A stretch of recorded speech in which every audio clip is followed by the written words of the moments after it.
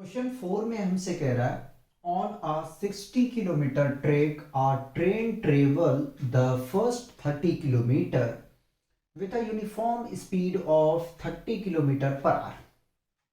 Full stop.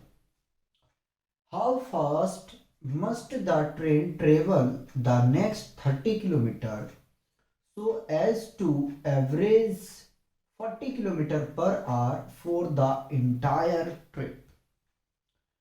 कह रहा है कि 60 किलोमीटर का ट्रैक है, ठीक है, समझना। फर्स्ट 30 किलोमीटर का, ठीक है, फर्स्ट 30 किलोमीटर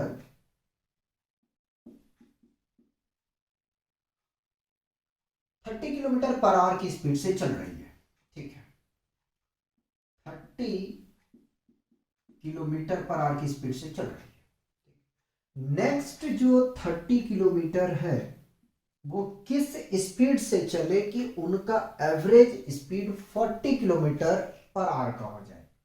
समझाऊंगा, अभी परेशान मत। यानी कि यहां वेलोसिटी नहीं दिया गया और ना ही टाइम यहां पे पता है। अगर यहां टाइम देखा जाए तो पर आवर है, ठीक। क्या कह रहा है? कह रहा है कि एक 60 किलोमीटर का रेलवे ट्रैक है जिसमें 30 किलोमीटर का जो डिस्टेंस है वो 30 किलोमीटर पर आवर की स्पीड से ट्रेन चल रही है, ठीक है। जो नेक्स्ट 30 किलोमीटर का डिस्टेंस है वो किस स्पीड के साथ में चले कि उसका average speed 40 kilometre per our का हो जाए, ठीक है। हम इसको मान लेते हैं यहां से ये पी डिस्टेंस, ठीक। चलिए, तो गिवन क्या है? गिवन अपने पास में है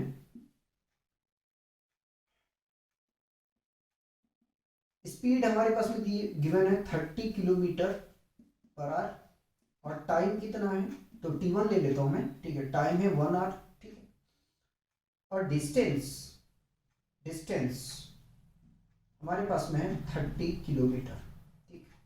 और नेक्स्ट ट्रिप का अगर देखा जाए तो अपने पास में क्या, अच्छा, एवरेज स्पीड गिवन है VAV 40 किलोमीटर पर आवर, ठीक, ये गिवन है। नेक्स्ट में हमें T1 नहीं पता है और स्पीड भी नहीं पता है, ठीक है, लेकिन डिस्टेंस है 30 किलोमीटर का, ठीक। अगर हम टाइम निकालने जाएंगे तो क्या करेंगे? टाइम निकालने जाएंगे तो क्या करेंगे, जरा सोचो। तो T1 इज इक्वल टू क्या होगा, डिस्टेंस बाई वेलोसिटी। तो डिस्टेंस कितना है 30 किलोमीटर का, V यहीं रहेगा। तो यहां से T1 टाइम पता चल गया क्या? चल गया, ठीक। हम लोग जानते हैं कि एवरेज स्पीड इक्वल टू क्या होता है, total distance, distance by total time taken है। टोटल ट्रेवल मैंने कट किया है, टोटल टाइम टेकन, यही होता है। एवरेज स्पीड यार आपके पास में दिया हुआ है, कितना है 40 kilometre per our. Total distance कितना होगा 60 और टोटल टाइम टेकन तो T1 है आपके पास 1 घंटा प्लस T2 है आपके पास में 30। ऐसा करते हैं, यहां से हटा के इसको इधर कैलकुलेट करते हैं, ठीक है। कहीं कट जाएगा तो यार कट गया। 40 किलोमीटर पर आवर है, किलोमीटर लिखने की जरूरत नहीं है, is equal total distance 60 time 1 hour plus T2। अगर इसको T2 कह दो भैया, इसको T2 कह दो, इसको T1 कह दो, है ना। कंफ्यूज कहाँ कर रहे हैं यार, T2 नहीं पता है। 30/V आ जाएगा। हम ऐसा करें कि क्रॉस मल्टीप्लाई यहां से कर दें, ठीक, इसको इधर ले और इसको इधर शिफ्ट कर दें, तो ठीक। हम इधर सॉल्व करेंगे, परेशान मत हो। तो 1 plus 30V is equal to 60 divided by 40, 0 से 0 कैंसिल कर दें, ठीक। इसको और कट कर देते हैं 2 और ये 3 टाइम्स में चला जाएगा। आगे में चलेंगे तो यहां से मिल जाएगा हमें 30V इज इक्वल टू 3/2, और इस 1 को जो है राइट पे लेके चले जाएंगे तो माइनस होगा, एलसीएम लो, एलसीएम लेंगे तो कितना मिल जाएगा यहाँ से, 2 मिल जाएगा, ठीक है, कितना मिल जाएगा, 2 मिल जाएगा, तो 3 माइनस 2, और ये 30/v, तो 30/v is equal to 1/2, cross multiply करो, क्रॉस मल्टीप्लाई करेंगे तो कितना मिल जाएगा, v is equal to 60 kilometre per hour. तो कितनी स्पीड से चलने पड़ेंगे कि उसका average speed 40 kilometre per hour के हो जाए, तो 60 किलोमीटर प्रति घंटे की स्पीड से चलना पड़ेगा, यानी कि जो नेक्स्ट 30 किलोमीटर का है, ठीक है। तो इस तरीके से अपना ऑप्शन जो है सी करेक्ट है। देखो यहां तक कोई कंफ्यूजन है तो पूछ सकते हो, ठीक है। अब आगे में चलते हैं, मेरे हिसाब से लग रहा मिटाना पड़ेगा, देखते हैं, कोई बात नहीं, मिटा देंगे,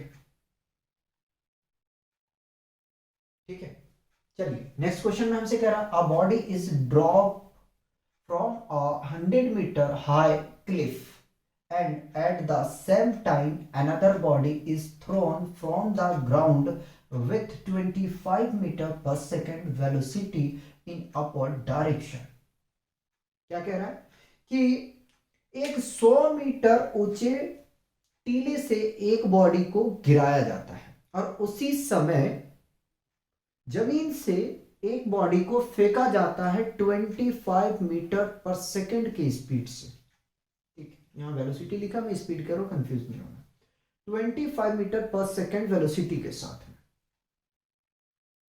अपर डायरेक्शन में। तो ये दोनों कहां मिलेंगे, ठीक है, किस पॉइंट पे मीट करेंगे, यानी कि कितनी डिस्टेंस पे मीट करेंगे, फिर से समझाता हूं, ठीक है। 100 मीटर का एक आपका क्लिफ है, वहां से एक बॉडी को छोड़ा जाता है, उसी टाइम जमीन से 25 मीटर पर सेकेंड वेलोसिटी के साथ में एक बॉडी को फेंका जाता है अपर डायरेक्शन में। तो ये दोनों कितने डिस्टेंस पे मिलेंगे, तो हमने मान लिया कि ये हमारा क्लिफ है, ये जमीन है, ठीक है, और इसकी ऊंचाई कितना है, 100 का, ठीक है, 100 मीटर का है, ठीक है, 10 मीटर लिख रहा हूं, 100 है, 100 मीटर का, और यहां से एक बॉडी को क्या किया जाता है, ड्रॉप किया जाता है। तो इनिशियल वेलोसिटी क्या होगा, 0 होगा, हम इसको बॉडी A1 कह देते हैं, ठीक है, और जमीन से बी बॉडी को फेंका जाता है, थोड़ा सही बना दो, जमीन से इसको फेंका जाता है, ठीक।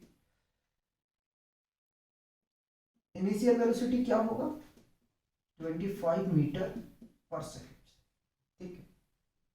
मान लेते हैं ये बी बॉडी है और मिट कहां कर रहा है, तो हम पी पॉइंट पे मान लेते हैं कि ये दोनों मिट करेगा, मिलेगा, ठीक है, दोनों पी पॉइंट पे मिलेगा। तो ए बॉडी के लिए जो डिस्टेंस है मैं कुछ यहां कंसीडर कर लूं, ठीक है, एपी का डिस्टेंस मैं मान लेता हूं कि x मीटर है, कितना है, x मीटर। तो जो पीबी का, यानी कि पीबी इस बॉडी जो आपका बी बॉडी है उसका डिस्टेंस कितना हो जाएगा, अगर आप देखने जाए तो, अरे भैया 100 में से अगर हम घटा दें x तो ये डिस्टेंस पता चल जाएगा ना यार, कंफ्यूज कहां हो रहा है, कंफ्यूज क्यों हो रहा है, हमें ये बताना है कि ये दोनों बॉडी कितने डिस्टेंस पे मीट करेंगे, कहां पे मिलेंगे। अगर ये हो गया है तो क्लियर करें जरा सा, क्योंकि हमें इसको रफ करना पड़ेगा।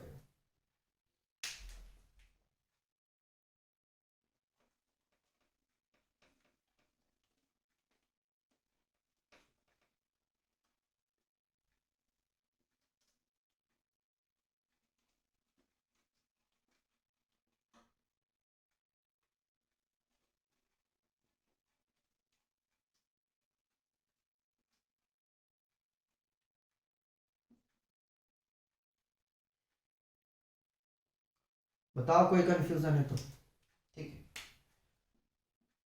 फॉर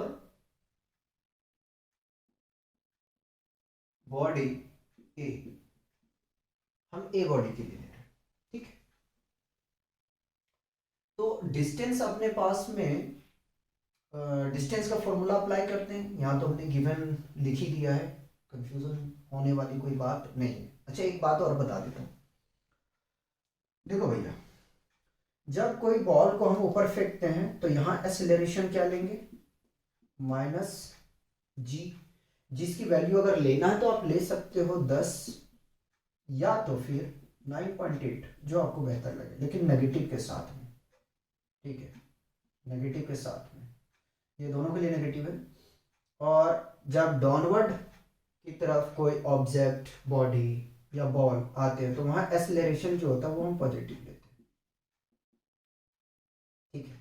और इसकी वैल्यू आप चाहे तो कितना ले सकते हैं, 10 या 9.8, ठीक, लेकिन हम 10 लेके चलेंगे, और ना भी लें तो कोई बात नहीं होगा, ठीक। तो हम बॉडी ए के लिए कैलकुलेट कर रहे हैं, तो सेकेंड इक्वेशन अप्लाई करेंगे, S is equal to u t plus half a t square, ठीक। S आपके पास में अगर देखें तो S क्या है, AP है, AP is equal to u t plus half, acceleration को हम ग्रेविटी ले रहे हैं भैया, एक्सेलरेशन ड्यू टू ग्रेविटी।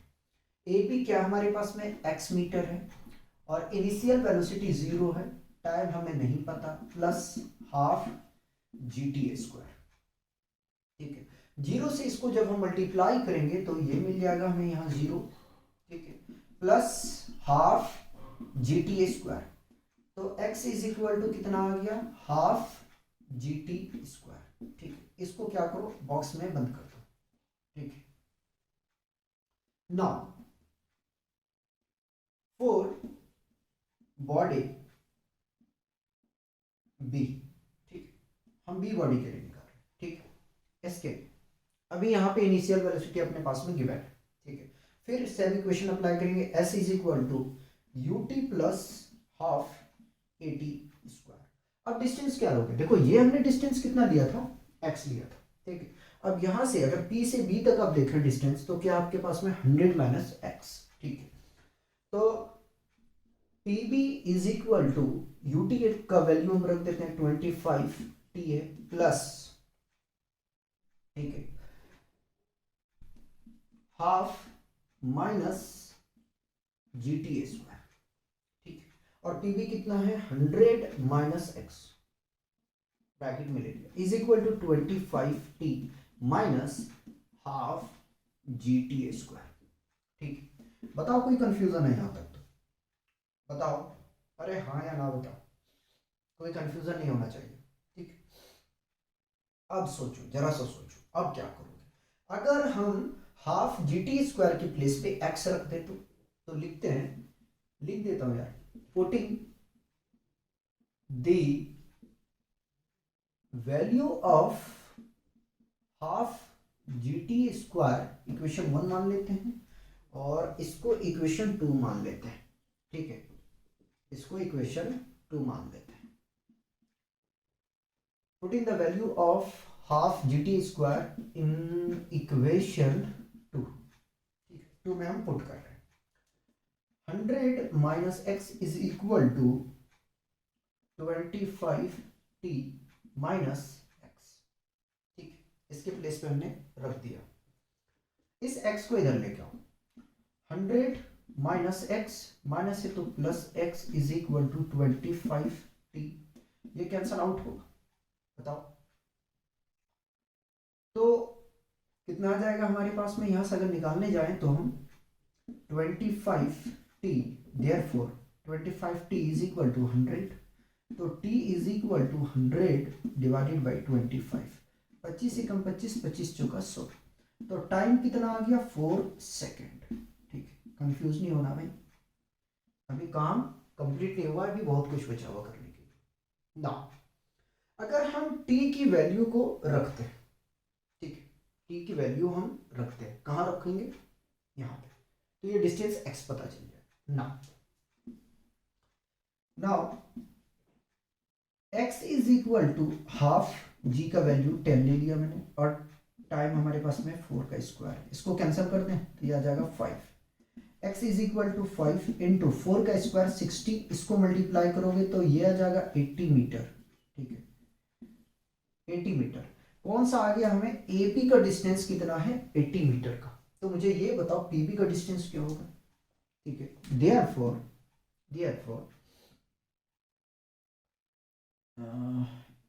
ये किसका डिस्टेंस आया, ये आया है एपी का। ठीक है, therefore PB is equal to 100 minus x की वैल्यू रखो, तो पीबी इज इक्वल टू कितना आ जाएगा 100 माइनस 80। ठीक, 100 माइनस 80, सब्ट्रैक्ट करोगे तो कितना आ जाएगा, तो सब्ट्रैक्ट करोगे तो पीबी इज इक्वल टू आ जाएगा 20 मीटर। ठीक है, तो दोनों जो बॉल है वो मिट कहां करेगा, 20 मीटर। ठीक है, 20 मीटर के हाइट पे ये दोनों बॉल जो है वो मिलेंगे। ठीक है, तो इस तरीके से आपको क्वेश्चन को पकड़ना है और सॉल्व करना है। बताइए अगर कोई कंफ्यूजन है तो, कोई ऐसा पॉइंट जो आपको समझ में नहीं आया हो। ऐसी मैं कोशिश करता हूं कि जहां तक पॉसिबल हो क्वेश्चन को इजी बनाया जाए। ठीक है, तो ये क्वेश्चन देखने में भला लग रहा था कि यार छोटा है, सॉल्व हो जाएगा, लेकिन अब देखो कितना प्रैक्टिस का जरूरत है इस क्वेश्चन को सॉल्व करने के लिए। ठीक है, तो पीबी का डिस्टेंस है आपके पास में 20 मीटर का और ये वाला है 80 मीटर का। तो इस तरीके से यार आपका जो चैप्टर मोशन है वो कंप्लीट होता है। अब नेक्स्ट चैप्टर हम शुरू करेंगे, और अगर पॉसिबल हुआ तो शायद मैं न्यूमेरिकल एक चैप्टर करवाऊं, लेकिन उम्मीद नहीं है। ठीक है, क्योंकि मैंने काफ़ी क्वेश्चन कवर कर चुके हैं। ठीक है, और अगर हम न्यूमेरिकल ज़्यादा कवर करते हैं तो फिर डिले हो जाएगा हमारा कोर्स कंप्लीट होने में। ठीक है, तो आज हम लोग यहीं रखेंगे। Next chapter laws of motion हम शुरू करेंगे। ठीक है, फोर्स लॉ एंड मोशन उसको शुरू करेंगे। ठीक है, तब तक आप लोग पढ़ते रहिए और एंजॉय कीजिए।